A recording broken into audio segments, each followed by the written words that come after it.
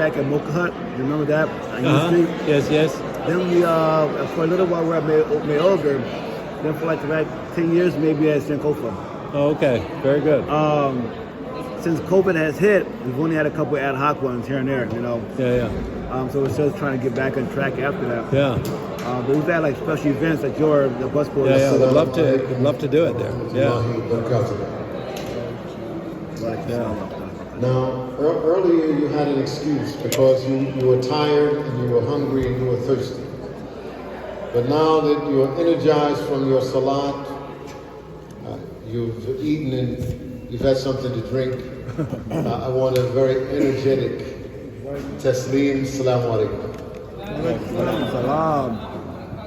Walhamdulillah wa salatu wa salam Rasul Kareem.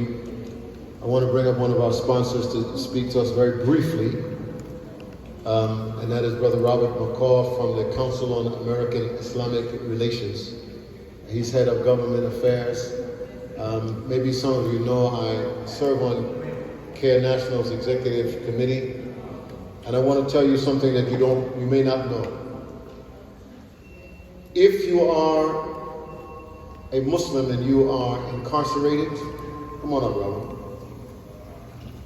Probably the only organization that you can rely upon, that when you make your complaint of having your civil rights and civil liberties denied as a Muslim in detention, is going to be the Council on American Islamic Relations.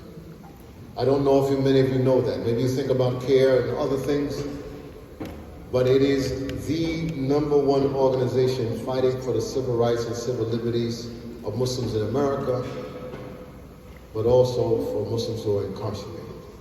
So I give you Robert McCaw. Takbir. Assalamu alaikum. This is my imam right here. My name is Robert McCaw. As Imam Johari said, I am CAIR's National Government Affairs Director.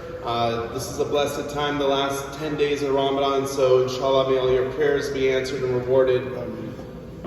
CAIR, we use the Constitution to defend the rights of all Muslims in the United States, whether that's your children in the schools, in the workplace, when you engage with law enforcement, and especially with the prisons and correction system. Right now, in the state of Virginia, we have a client who converted after the deadline to report that you were going to fast for Ramadan. So the jail and the Attorney General for Virginia is not honoring his request to fast and then break fast. They're just trying to give him normal meals, and that is not normal.